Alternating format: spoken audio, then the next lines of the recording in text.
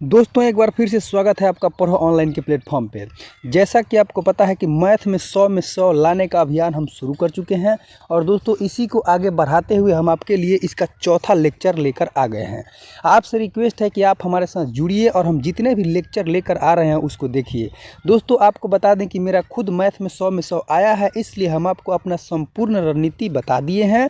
और दोस्तों आप एक बार जाकर उस रणनीति को देखिए और उसके बाद हम जितने भी वीडियोज़ लेकर आ रहे हैं उसको देखिए। दोस्तों मैं बता दे रहा हूं कि हम आपको वो सारी चीज़ें, वो सारा तरीका, वो सारा क्वेश्चन बता देंगे जो एग्ज़ाम में पूछे जाएंगे। अगर आप हमारे द्वारा बताए गए सभी वीडियोज़ को देखते हैं, सारे क्वेश्चन को सॉल्व करते हैं कि तो निश्चित रूप से आप अपने एग्ज़ाम में जो जितने भी क्वेश्चन पूछे जाएंगे उसको सही सही बना कर जाएंगे। दोस्तों ये मेरा दावा है कि अगर आप मेरे द्वारा बताए गए सभी क्वेश्चन का प्रैक्टिस कर लेते हैं तो आपका एग्ज़ाम में एक भी क्वेश्चन नहीं छूटेगा और मैथ में 100 नंबर पक्का आएगा। तो चलिए दोस्तों आपको यहाँ पर एक और महत्वपूर्ण बात बता दें कि हमने अपने चैनल पर सारे सब्जेक्ट का कंप्लीट ऑब्जेक्टिव पैक डाल रखा है। तो अगर आप भी अपने एग्ज़ाम में सारे ऑब्जेक्टिव को सही करना चाहते हैं, यानी कि सभी सब्जेक्ट के सारे ऑब्जेक्टिव बिल्कुल सही सही करना चाहते हैं, तो हमारे चैनल पर जाइए और सारे ऑब्जेक्टिव पैक को देखिए। तो चलिए मैथ में जो 100 लाने का हमारा अभियान है उसको आगे बढ़ाते हैं और अपने चौथे लेक्चर को शुरू करते हैं। हमारा पहला सवाल है √10 इंटू √15 कितना होगा। चलिए इसको हल करते हैं। देखिए जो √10 है और गुना है √15, तो इसको हम क्या करेंगे कि पहले तोड़ेंगे। दोस्तों सबसे पहले इसका गुना करेंगे तो हमारा आ जाएगा बराबर √150। अब इसको तोड़ेंगे तो इसको हम चाहे तो आराम से लिख सकते हैं √25 गुना 6।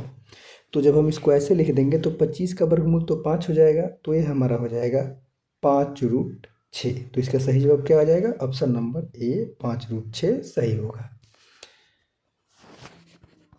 अगला सवाल है tan स्क्वायर 30 डिग्री का मान। चलिए दोस्तों आपको बताते हैं। देखिए सबसे पहले यहाँ पर लिखेंगे tan 30 का मान। तो दोस्तों tan 30 का मान होता है हमारा 1/√3। इसी को स्क्वायर कर देना है। तो जैसे ही हम इसको स्क्वायर करेंगे तो एक का तो वर्ग स्क्वायर करेंगे तो एक ही होगा, लेकिन √3 का स्क्वायर करेंगे तो ये 3 हो जाएगा। तो सही जवाब हो जाएगा ऑप्शन नंबर बी 1/3। चलिए अगले सवाल को देखते हैं। हमारा अगला सवाल है किसी त्रिभुज के तीनों कोनों का योगफल होता है। तो दोस्तों आपको पता होगा कि त्रिभुज के तीनों कोनों का योगफल 180 डिग्री होता है। चाहे वो कोई भी त्रिभुज हो, उसके तीनों कोनों का योगफल 180 डिग्री होगा। हमारा अगला सवाल है यदि PE बराबर 0.05 तो PE नॉट मतलब कि घटना नहीं होने की प्रायिकता क्या होगी। दोस्तों जब हम अपने आप को प्रायिकता बताया था तो हम बताए थे कि किसी घटना की घटने की प्रायिकता और उसके नहीं घटने की प्रायिकता का जो योगफल होता है वो हमेशा 1 होता है। याद रखिएगा दोस्तों, किसी घटना के घटने की प्रायिकता यानी कि जो PE होता है और जो घटना के नहीं घटने की प्रायिकता है यानी कि दोस्तों जो PE नॉट होता है, जब इन दोनों को जोड़ते हैं तो हमेशा 1 आता है। याद रखिएगा। फिर से बता दें कि किसी घटना के घटने की प्रायिकता और उसके नहीं घटने की प्रायिकता का जो योगफल होता है वो 1 होता है। चलिए दोस्तों इसी पर बनाते हैं। तो हमें दिया है कि उस घटना की जो घटने की प्रायिकता है यानी कि जो PE है वो बराबर दिया है 0.05। तो PE नॉट क्या हो जाएगा दोस्तों? 1 में से इसको घटा देंगे तो इसको हम 1 में से क्या करेंगे कि घटा देंगे 0.05। तो हमारा आ जाएगा दोस्तों 0.95। तो इसको सही जवाब क्या हो जाएगा? Option number B. दोस्तों हमने प्रायिकता के बारे में आपको एक वीडियो बनाकर बहुत अच्छी तरीक़ा से समझाया है। उसको देखने के बाद आपका प्रायिकता में कोई भी डाउट नहीं रहेगा। तो आपसे रिक्वेस्ट है कि आप हमारे चैनल पर जाइए और सारे वीडियोज़ को पूरा देखिए और आपको कोई भी डाउट होता है तो कमेंट में पूछिए। हमारा अगला सवाल है अभाज्य संख्या A और B का लसाअ होगा। देखिए दोस्तों कभी भी ऐसी संख्या जो अभाज्य हो यानी कि उनका एक और खुद के अलावा कोई भी दूसरा गुणनफल न हो, तो इनका जो लसाअ होता है वो हमेशा दोनों को गुना कर देने पर जो आता है वही होता है। तो इसका सही जवाब होगा AB। यानी कि कभी भी अभाज्य संख्याओं का लसाअ उनका गुणनफल होता है। हम आपको एग्जाम्पल बताते हैं। जैसे 5 अभाज्य है और 7 भी अभाज्य है, हमें बोलेगा इनका लसाअ क्या होगा। तो दोस्तों जब हम इनका लघुत्तम निकालेंगे तो बस दोनों में गुना कर दें तो क्या आएगा 35। हमेशा इनका जो लघुत्तम होगा वह 35 यानी कि दोनों का गुणनफल होगा। ऐसे कोई भी दो अभाज्य संख्या दोस्तों जब हमसे पूछेगा कि इनका गुणनफल क्या है तो हम क्या करेंगे कि उनमें गुना कर देंगे, तो हमारा लॉसा निकल जाएगा। याद रखिएगा इस बात को। चलिए अपने अगले सवाल को देखते हैं। बोल रहा है सेक 90 माइनस ए क्या होगा। दोस्तों हमने आपको ये भी बता रखा है कि सेक 90 माइनस ए बराबर कौसेक ए होता है। याद रखिएगा। ऐसे ही कौसेक 90 माइनस ए सेक ए होता है। और दोस्तों ऐसे ही और फार्मूला होता है साइन 90 माइनस ए कौसे और cos 90 minus A sine A. वैसे ही tan 90 minus A cot A होता है और cot 90 minus A tan A होता है। याद रखिएगा। हमारा अगला सवाल बोल रहा है वर्ग अंतराल 10 20 का वर्ग चिन्ह क्या है। दोस्तों जब भी वर्ग चिन्ह पूछे ना तो याद रखिएगा ऊपरी सीमा प्लस निम्न सीमा बट्टा 2, यानी कि दोनों को जोड़ देंगे और 2 से भाग कर देंगे तो क्या आएगा हमारा 10 प्लस 20 बट्टा 2 बराबर 30 बट्टा 2 काटेंगे तो आ जाएगा 15। तो इसका सही जवाब क्या होगा? ऑप्शन नंबर सी यानी कि 15। आपको कोई भी डाउट हो आप कमेंट में पूछिए, हम आपको उसको जरूर क्लियर करवाएंगे। अगला सवाल है दोस्तों एक रैखिक समीकरण का आलेख कैसा होता है। देखिए दोस्तों रैखिक समीकरण का आलेख हमेशा सरल रेखा होता है। याद रखिएगा कि रैखिक समीकरण का आलेख हमेशा सरल रेखा होता है। सही जवाब होगा ऑप्शन नंबर ए। हमारा अगला सवाल है साइन 45 का मान। दोस्तों हमने आपको बताया है कि जो त्रिकोणमितीय अनुपात का टेबल यानी कि सारणी है उसको आप जरूर याद करें, और आपको याद करने में कोई कठिनाई होता है तो हमने अपने चैनल पर इसको याद करने का बहुत ही सरल तरीका बताया है, उसको देखिए। आपको हम दावा करते हैं कि ये टेबल एक बार में याद हो जाएगा। तो याद रखिएगा कि साइन 45 का जो मान होता है दोस्तों वो 1/√2 होता है। तो सही जवाब होगा ऑप्शन नंबर बी। देखिए दोस्तों 45 का मान कैसे याद करना है।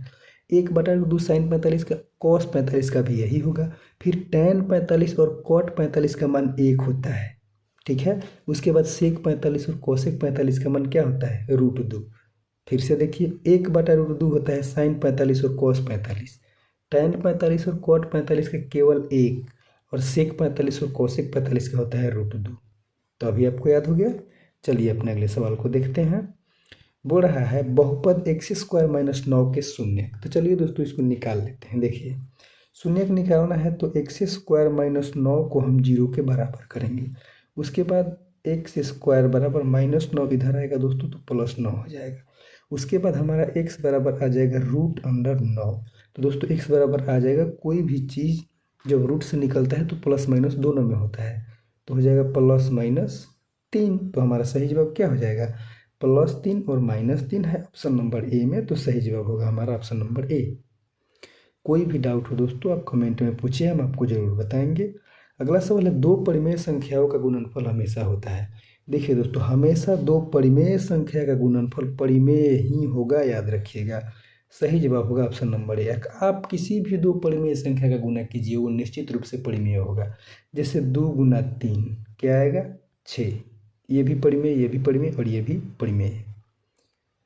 हमारा अगला सवाल है ट्रेंगल ABC में AB² + BC² = AC², तो B का मान होगा। देखिए दोस्तों हम पहले ट्रेंगल बनाते हैं।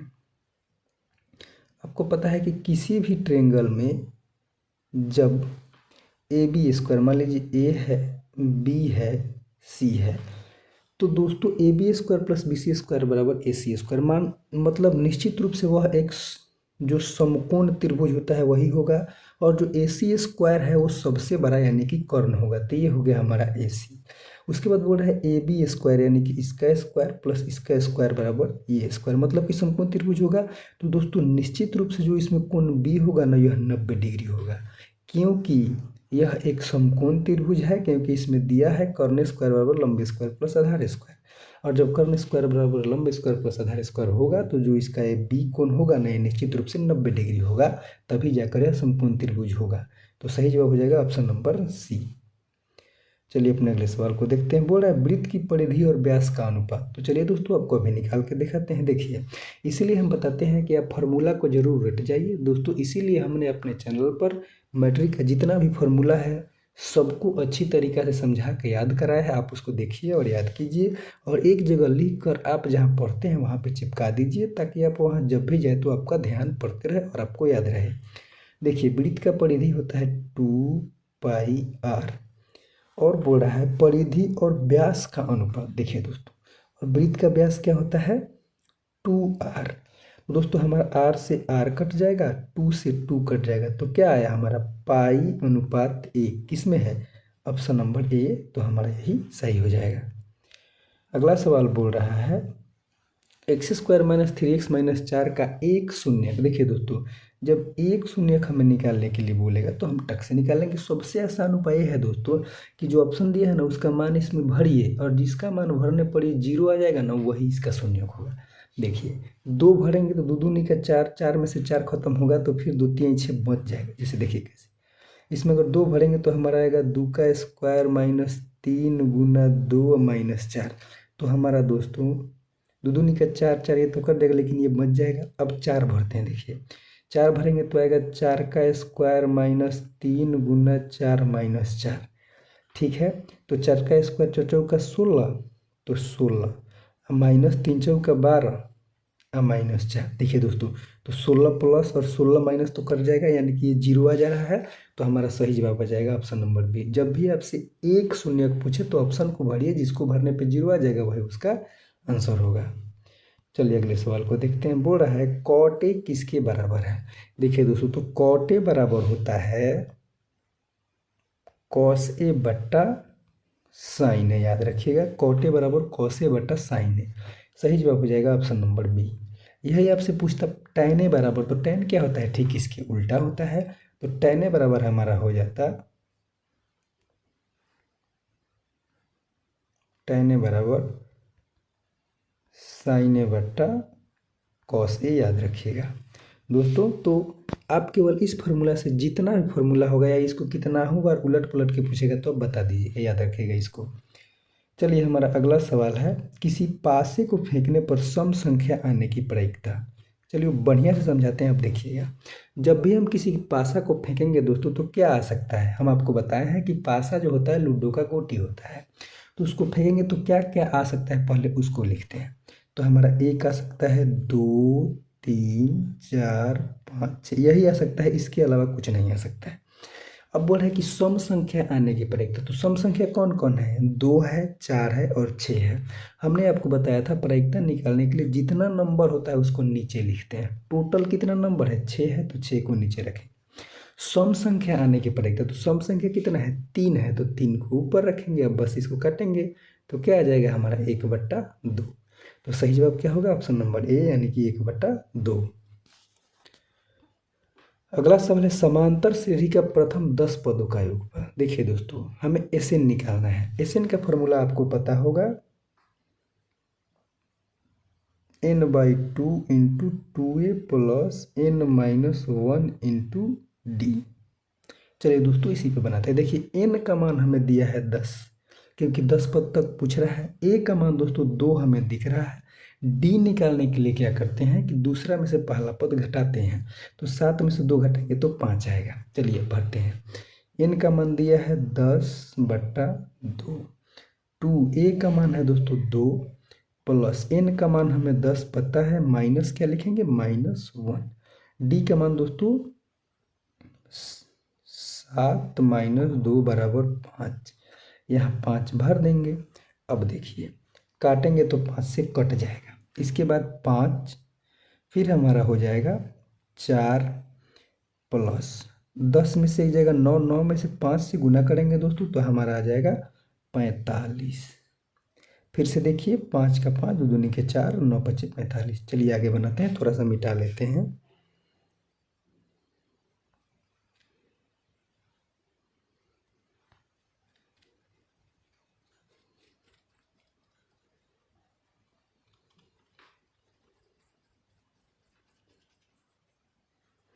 दोस्तों आपको कोई भी दिक्कत होता है तो आप हमें कमेंट में पूछिए, हम आपको बहुत अच्छी तरीक़ा से समझाएंगे, आपको कोई डाउट नहीं रहेगा।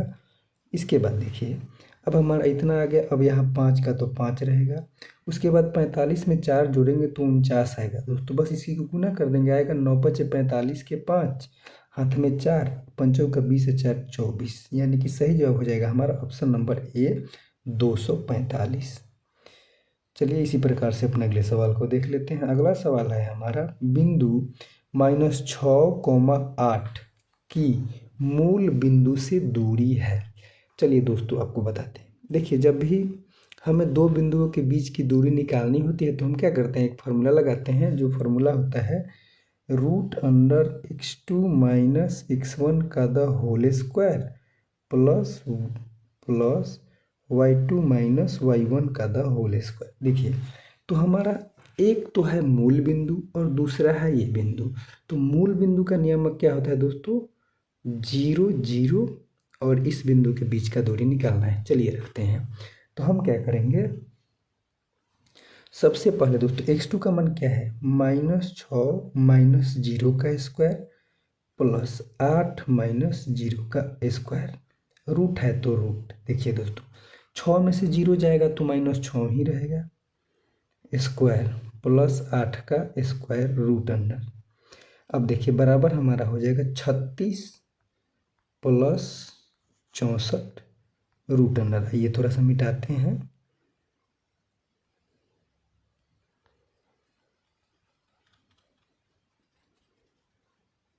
दोस्तों आपको कोई भी दिक्कत होता है आप हमें कमेंट में पूछिए, हम आपको ज़रूर बताएंगे। अब देखिए 36 और 64 होता है हमारा √100, वर्गमूल क्या होगा दोस्तों, 10। बस निश्चित रूप से इसका सही जवाब हो जाएगा ऑप्शन नंबर सी, यानी कि 10 इकाई। हमारा अगला सवाल है दोस्तों, sine 60 degree into cos 30 degree बट्टा कॉस 60 इंटू साइन 30 का मान। कुछ नहीं करेंगे इसमें, बस इनका मान रख देंगे, बन जाएगा। देखिए क्या करेंगे इसमें, सबसे पहले क्या करेंगे कि हम मान रखेंगे दोस्तों। साइन 60 का मान होता है √3/2, कॉस 30 का मान होता है √3/2 बट्टा कॉस 60 1/2, साइन 30 1/2। देखिए तो √3 में √3 से गुना करेंगे तो आ जाएगा 3/4 बट्टा 1 में 1 से तो 1/4, 4 4 कट जाएगा दोस्तों, क्या बचा केवल 3। तो हमारा 3 ही राइट आंसर हो जाएगा। तो सही जवाब होगा ऑप्शन नंबर डी। हम आपको फिर बता रहे हैं कि आप जो है त्रिकोणमितीय अनुपात का टेबल जरूर याद कीजिए। इसको याद करने के लिए हमने अपने चैनल पर बहुत आसान तरीका बता रखा है, उसको देखिए। हम दावा करते हैं आपको एक बार में याद हो जाएगा। इसके बाद बोल रहा है दोस्तों, चक्रीय चतुर्भुज के चारों कोनों का योग। तो देखिए कोई भी चतुर्भुज हो, चारों कोनों का योगफल 360 डिग्री ही होता है, याद रखिएगा। और कोई भी त्रिभुज हो, तीनों कोनों का योगफल 180 डिग्री ही होता है। देखिए आपको बताते हैं एक बात, चक्रीय चतुर्भुज क्या है। देखिए दोस्तों, चक्रीय चतुर्भुज वह होता है जिसका जो चारों कोण हो वह वृत्त की परिधि पर होता है, तो उसी को हम बोलते हैं चक्रीय चतुर्भुज। अब दोस्तों ये चक्रीय चतुर्भुज है, अब इसका जो चारों कोनों का योगफल है कितना होगा, निश्चित रूप से 360 डिग्री होगा। चतुर्भुज चक्रीय हो या कोई भी हो, चारों कोनों का योगफल 360 डिग्री ही होता है। लेकिन चक्रीय चतुर्भुज की एक विशेषता ये होता है कि इसके सम्मुख कोनों का योगफल 180 डिग्री होता है, याद रखिएगा। कोई भी आमने सामने की जो भुजा है ना, इसका योगफल हमेशा 180 डिग्री होता है, यह इसका विशेषता होता है, इसको याद रखिएगा।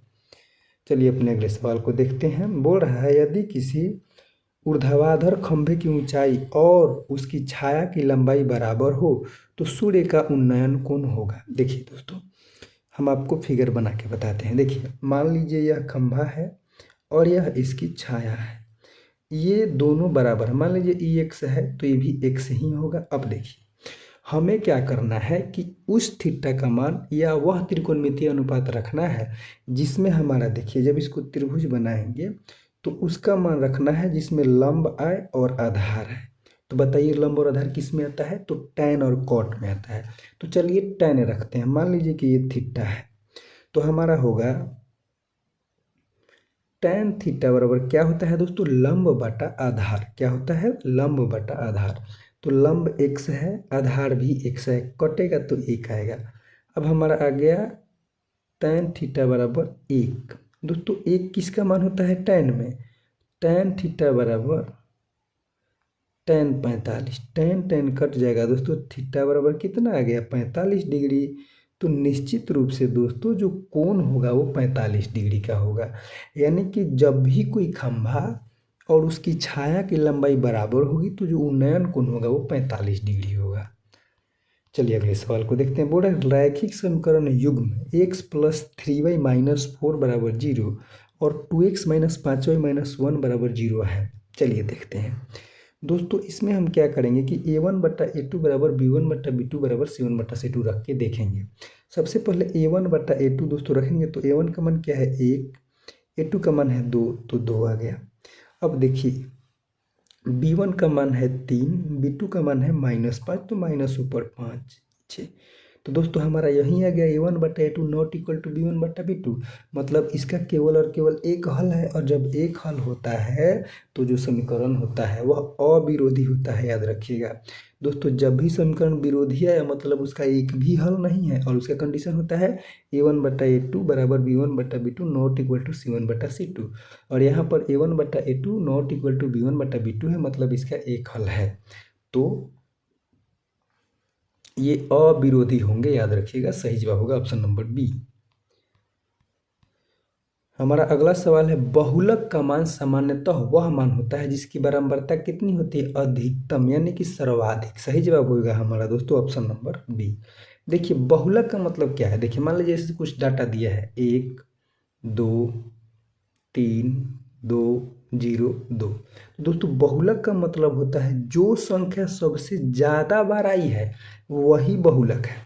तो इसमें सबसे ज़्यादा बार क्या आया है, 2 आया है कि नहीं, 3 बार। तो इसमें हमारा बहुलक दोस्तों 3 होगा। तो इसका मतलब यह हुआ कि जिसकी बारंबारता सर्वाधिक होगी, यानी कि जो सबसे ज़्यादा बार आएगा वही हमारा बहुलक होगा। तो इसका सही जवाब हो जाएगा ऑप्शन नंबर बी।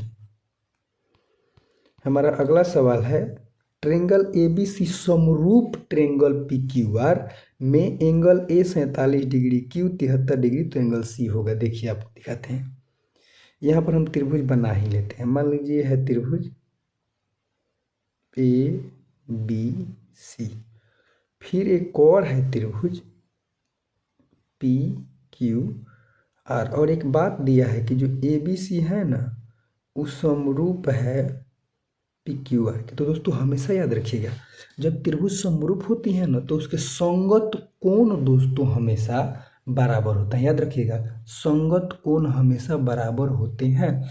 तो इसमें दोस्तों जो कोण A होगा ना वो बराबर होगा कोण P के, और कोण जो B होगा वो बराबर होगा कोण Q के, कोण जो C होगा वो बराबर होगा कोण R के। याद रखिएगा, ये थोड़ा सा मिटाते हैं।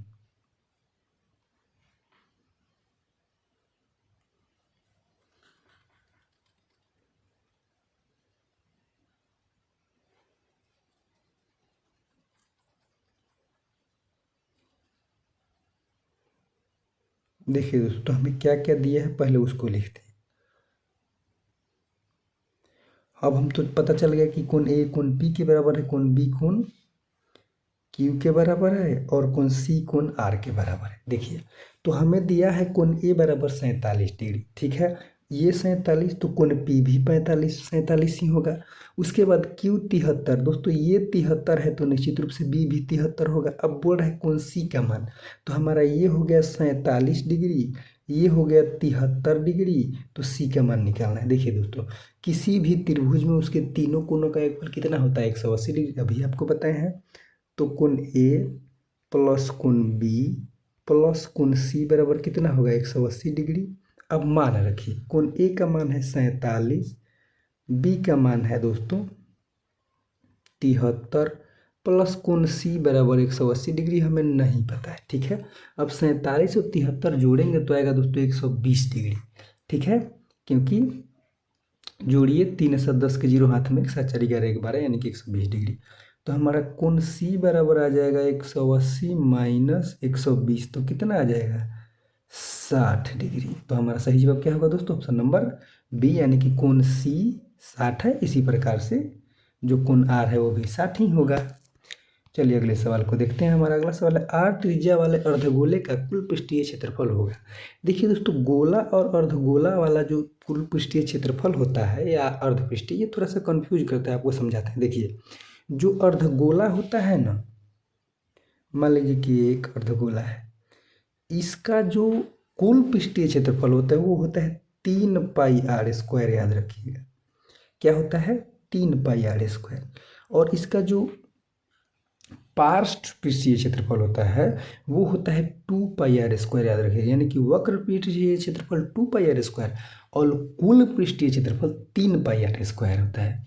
एक बात और हम आपको बता दें कि जब आपको गोला देगा ना, पूरा गोला, तो उस स्थिति में दोस्तों इसका जो कुल पृष्ठीय क्षेत्रफल और वक्र पृष्ठीय क्षेत्रफल या पार्श्व पृष्ठीय क्षेत्रफल सब बराबर होता है और सब होता है 4πr², याद रखिएगा।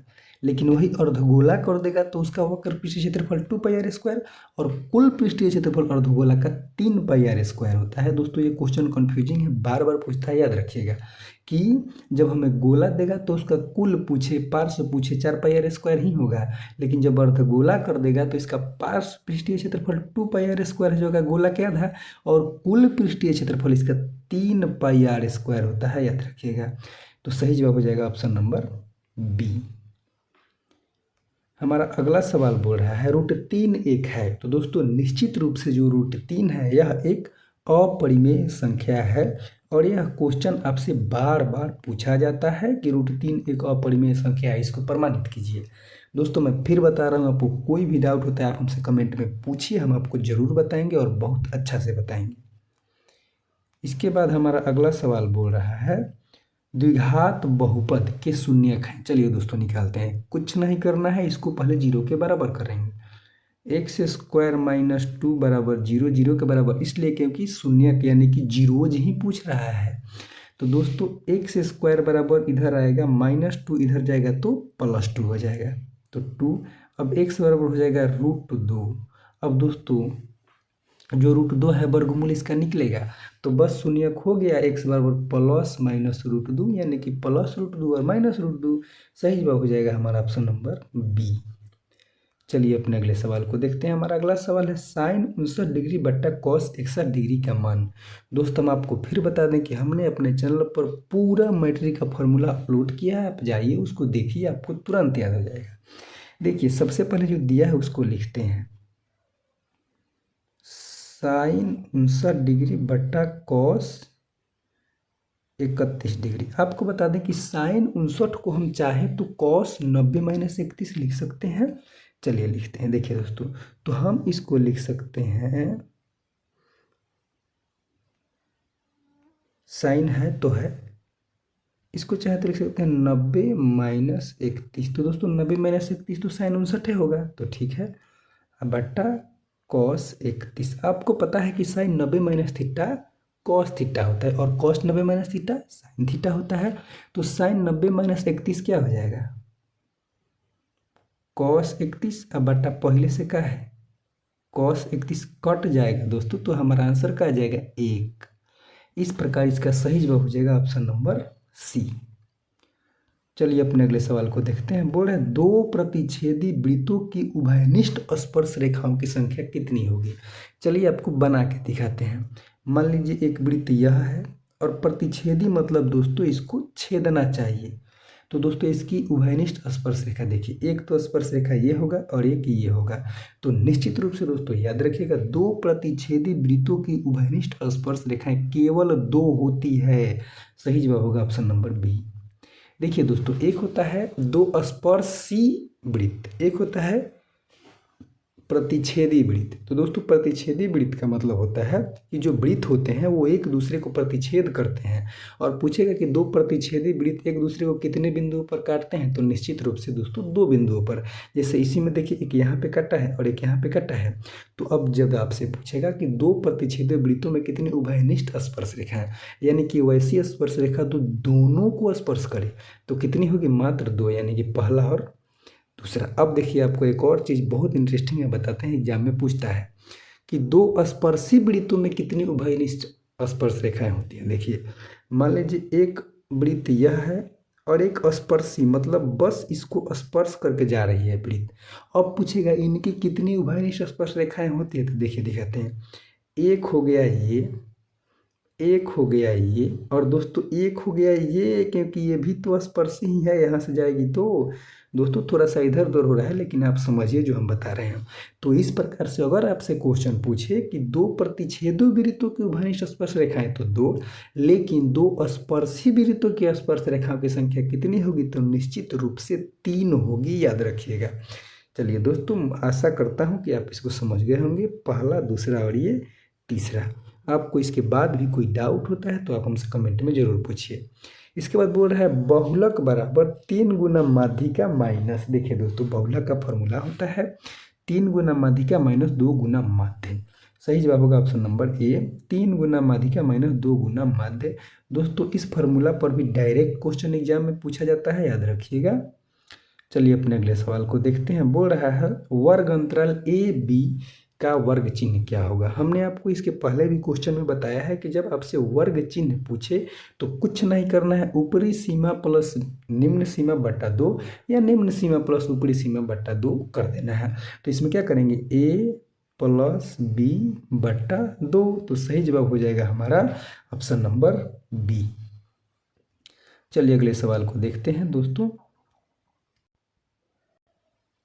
दोस्तों हमारा अगला सवाल बोल रहा है एक सिक्कों को उछालने पर पट आने की प्रायिकता है। देखिए हम आपको प्रायिकता फिर से समझा रहे हैं, ध्यान से समझिएगा। देखिए दोस्तों, एक सिक्का है तो उसमें क्या क्या होता है, एक चिट होता है और एक पट होता है, यानी कि एक हेड होता है और एक टेल होता है। मान लीजिए जब हम सिक्का को उछालेंगे तो या तो हेड आएगा नहीं तो टेल आएगा, इसके अलावा कुछ आ सकता है, नहीं आएगा। तो बोल रहा है दोस्तों कि पट आने की प्रायिकता यानी कि टेल आने की प्रायिकता। तो सबसे पहले हम प्रायिकता निकालने के लिए क्या करेंगे दोस्तों, इसको हम बोलते हैं पीई। तो क्या करेंगे दोस्तों, देखिए पी बराबर या तो हेड आएगा नहीं तो टेल आएगा। तो कुल क्या क्या आ सकता है, हेड या टेल। तो कुल आने की प्रायिकता संख्या कितनी है दोस्तों, तो 2। और पूछ रहा है कि टेल, तो टेल कितना है दोस्तों, 1 के गुना है, तो 1 को ऊपर रख देंगे बस। तो टेल आने की प्रायिकता कितनी होगी, 1/2। तो सही जवाब क्या होगा, ऑप्शन नंबर सी, यानी कि 1/2। यही आपसे अगर पूछता कि जो यहाँ पे टेल है, बोलता कि हेड आने की प्रायिकता यानी कि चित आने की प्रायिकता, दोस्तों वो भी 1/2 ही होता है, क्योंकि टोटल तो 2 है तो 2 ही रहेगा। और यहाँ पे हेड रखो या टेल रखो, ये दोनों एक एक ही है। तो दोस्तों क्या हो जाता है, हमारा 1/2 ही होता है। तो दोस्तों इस प्रकार से हम आज का सेशन रोकते हैं, फिर अगले सेशन में मिलते हैं आपसे। लेकिन अगर आपको ये वीडियो अच्छा लगा हो या आपको कोई सजेशन देना हो तो कमेंट में सजेशन जरूर दीजिए। और आप ये बात भी बताइए दोस्तों कि आपका कितना इसमें सही हो रहा है। अगर आपको इसके अलावा भी किसी टॉपिक में डाउट है तो हमसे पूछिए, क्योंकि दोस्तों मेरा खुद मैथ में 100 में 100 आया है, तो हम आपको बिल्कुल वही तरीका बताएंगे जिसको फॉलो करके मेरा 100 आया था। और आपको भी हम 100 में 100 अचीव करने में पूरा हेल्प करेंगे, बस आप हमारे साथ जुड़े रहिए। तो मिलते हैं दोस्तों अगले वीडियो में।